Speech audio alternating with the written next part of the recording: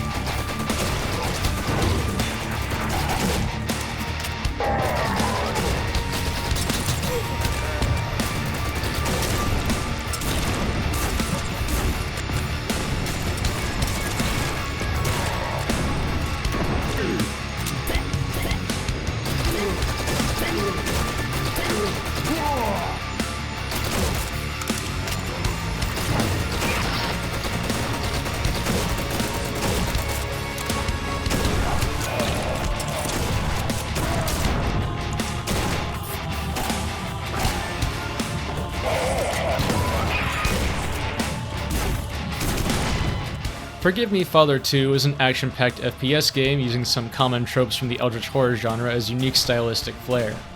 It is a true boomer shooter in every sense of the term, and a fun one at that.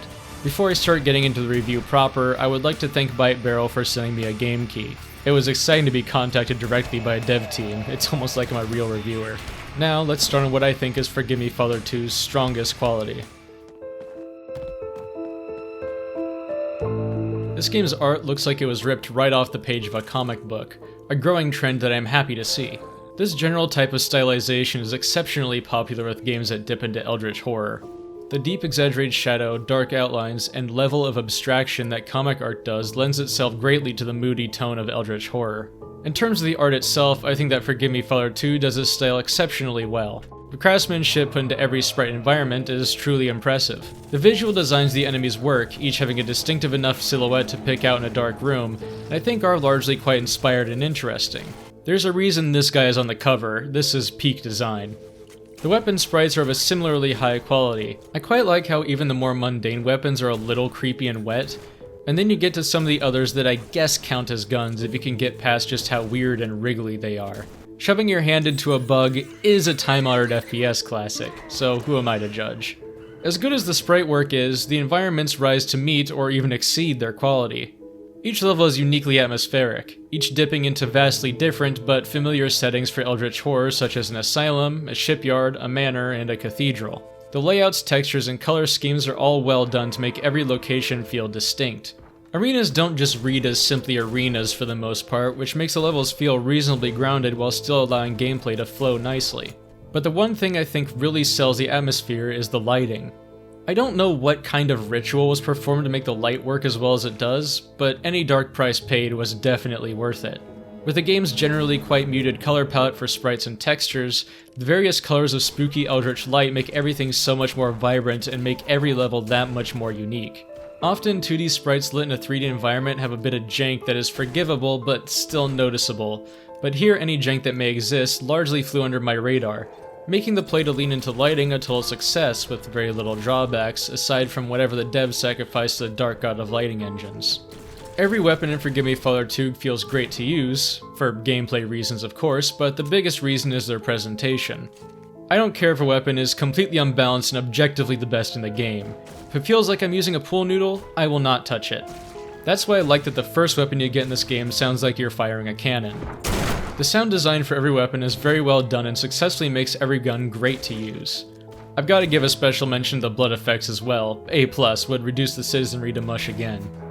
The sounds enemies make are mostly unremarkable outside of a couple excellent ones. Squid Soldier, my beloved. but they are all distinct and recognizable, so you know what's in the arena without even seeing them. They're not bad quality or anything, it's just that 90% of the time it's just a guy going "Guh." There's just not much to say about it. The music in this game is not really what I was expecting. Take in the setting, the character design, the general theming of eldritch horror, and take a guess as to what it sounds like. Personally, I wasn't really thinking Doom Eternal.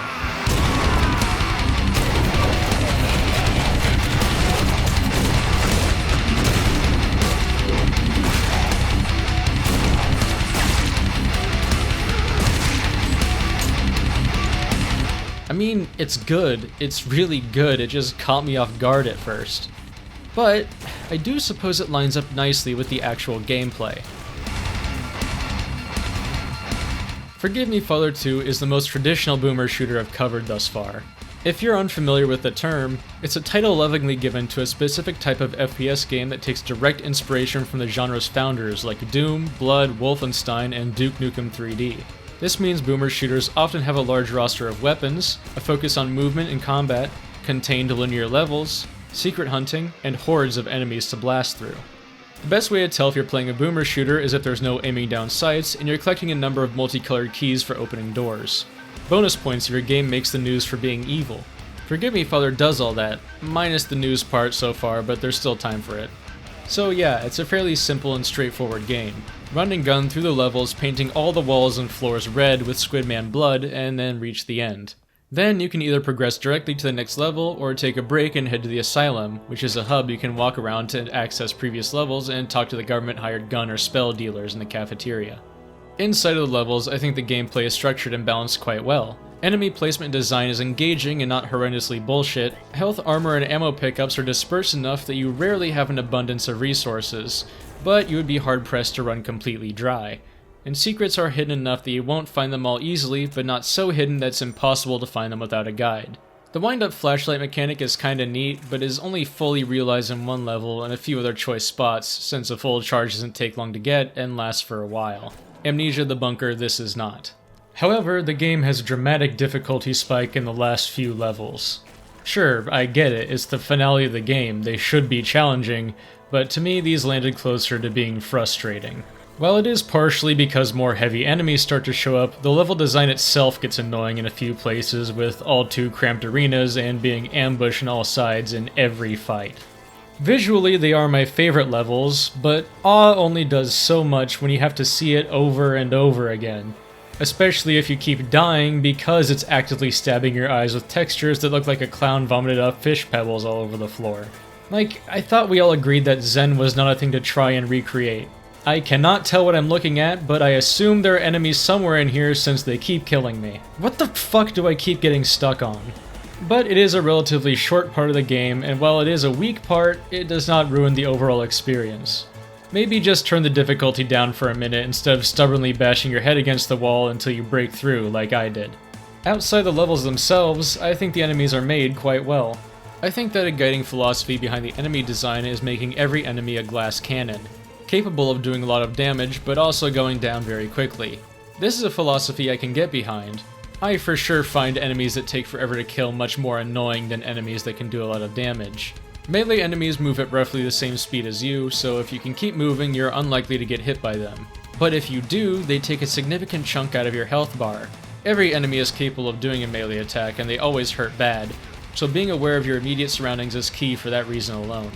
All ranged enemies, except for one special exception, fire glowing, dodgeable projectiles that can be maneuvered around easily, but can also do quite a bit of damage if you take a full volley. Remaining constantly moving is how you live in these types of games, and this one is no exception. You must remain at least vaguely aware of where all the enemies in a room are, otherwise it's easy to be riddled with bullets you couldn't see coming. And even then, you will be hard-pressed to come out of any big arena unscathed. However, health and ammo can be replenished as quickly as it is depleted. The main way you regain health and armor are from pickups scattered through the level, and each one restores quite a lot of your bar, so while you may leave each encounter on the brink of death, all it takes is finding one pickup and you're practically topped up. I found the balance struck here was perfect, but keep in mind that this was my experience from playing on the hard difficulty. I want to give a special mention to the fact that you can go over your ammo capacity for your weapons, if grabbing up an ammo pickup would put you over that cap, so no pickup feels wasted. Meaning, if you're only down one bullet and you get a pickup that would give you 6, You still get the full 6, you just can't pick up any more ammo until you get back below the cap. It's just a small quality of life thing I noticed and appreciate. I think that boomer shooters live or die mostly based on the quality of their arsenal, so let's take a look at the game's goopy guns. You only carry 6 guns at a time, which for a boomer shooter is conservative. I mean, there's a whole 4 other numbers on the keyboard you could use. And with how quickly the game gets all the weapons into your hands, they really could add 4 more weapons through the game with some levels to spare. Having a moderate amount of weapons to choose from and having all of them available quickly runs the risk of them becoming dull by the end of the game. But there's a couple things Forgive Me Father 2 does to alleviate that risk. First, a natural benefit of a limited roster is that it's less likely to have redundant weapons. Each weapon should fill its own niche and not be directly outshone by another weapon in the exact same situation. For instance, the revolver is great for accurately picking off enemies at range. The rifle can also kill that target, but it's less accurate at the extreme range and therefore wastes more resources for a longer time to kill. However, fighting a horde at mid to close range, the revolver must slowly pick off one at a time with a limited ammo pool, but the rifle can mow down a crowd of fodder very quickly with a lot of ammo to spare. The shotgun can do the same, but even at mid-range the damage drop-off can be severe, and maybe you want to keep some distance for now. Explosives are also very good for crowds, but have a very limited ammo pool and can hurt you if the enemies are too close. And if there's a pair of high health enemies that really need to be dead yesterday, line them up and turn them to paste with your Eldritch Railgun. But you only have 3 shots with your railgun before you have to endure an arduous reload. Are the weapon types entirely balanced?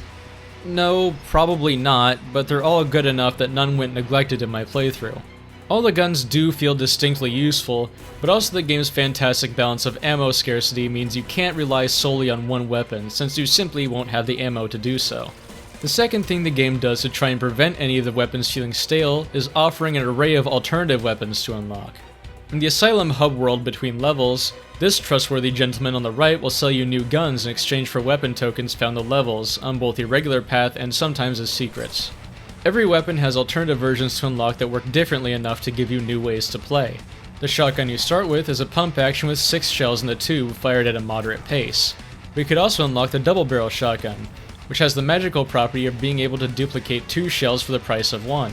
It's only able to be fired once before needing a lengthy reload, but it devastates anything in the middle of your screen. Or you can go the other way and get a gooey auto shotgun that holds 8 shells at a time, trading ammo efficiency for an incredible rate of fire.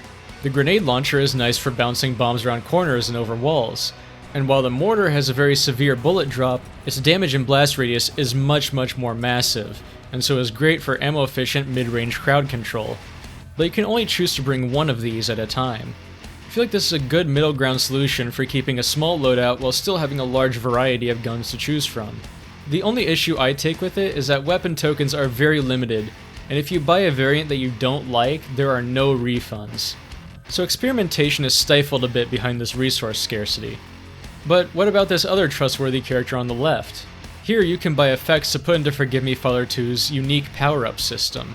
At the end of the first level, you get a hold of a grimoire full of ancient knowledge and magic, which acts as a rechargeable ultimate ability like in that one game from all the porn. As you kill enemies, this bar at the bottom of the screen will fill up, and for every quarter it is filled, you get 1 use of the tome. When you regain a charge, there is a sound cue that gets more intense the more filled the bar is, which is a feature I really appreciate. What the tome actually does depends on what you have equipped in it. By default, it gives you a ×2 speed bonus to shooting and reloading. Other possible effects include healing yourself with damage dealt to enemies, a flat increase to damage output, damage resistance, and reflecting received damage back to enemies. And you can select up to 3 of these effects to use at once. The effects only last a short time, but the only thing stopping you from activating the book again is the number of charges you have saved up. There are also a number of other effects you can add onto your tome that are smaller passive buffs that work forever as long as they are equipped. But these take up the same slots as the very powerful active effects, so you have to sacrifice some of the power you gain from using your tome.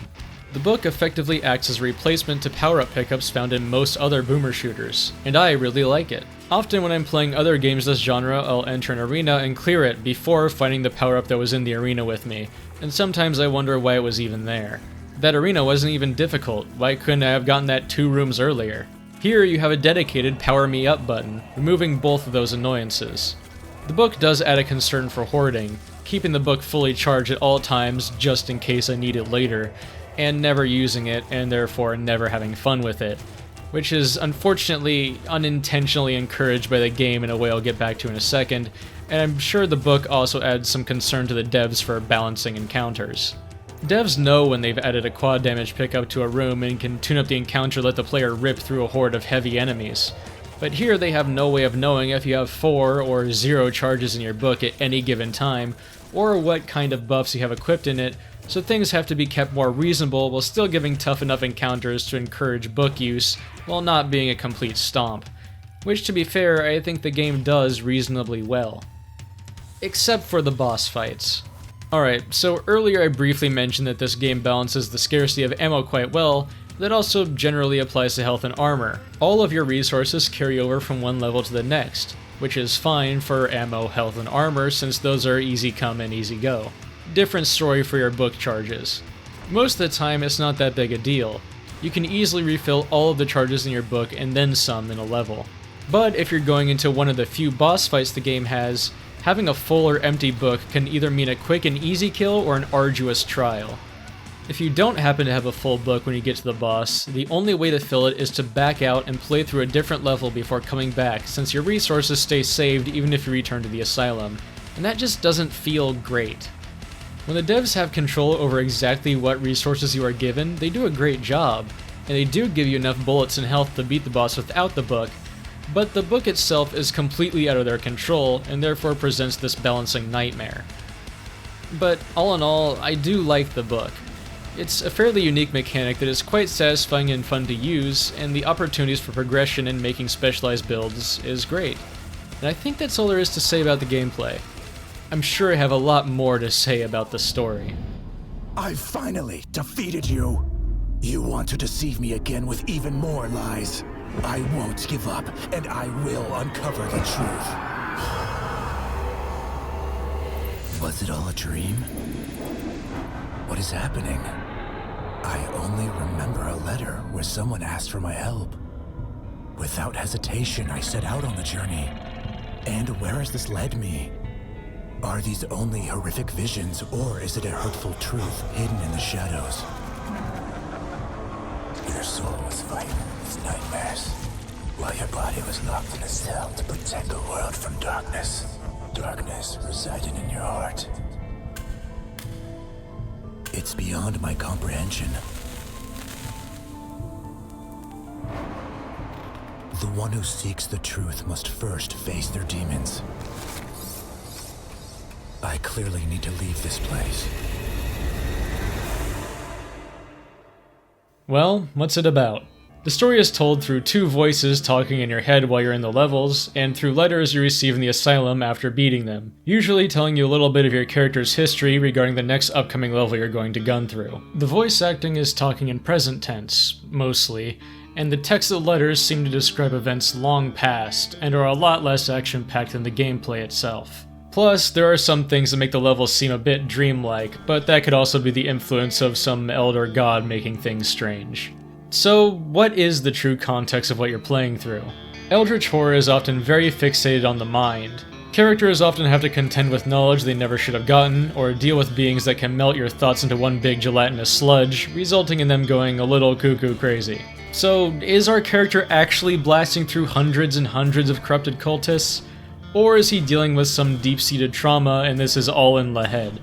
Hell if I'd fucking know, man. Probably some combination of both.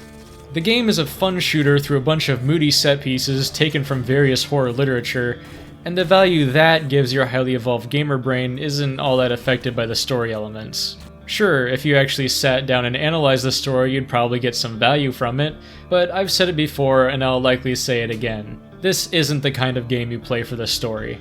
Go shoot the Squid Man in its big green head. Forgive Me Father 2 is a fun action romp through classic settings from Eldritch Horror, and I recommend it. You should get a few afternoons of well-crafted entertainment out of it, and once you're finished, you can go through it again on New Game Plus to unlock any variants you might have missed, as well as play with some funny gameplay settings. I again want to thank Bite Barrel for sending me a key, and I might go back and check out the first Forgive Me Father sometime. I also want to thank all 2,000 and some of you for subscribing to me for some reason.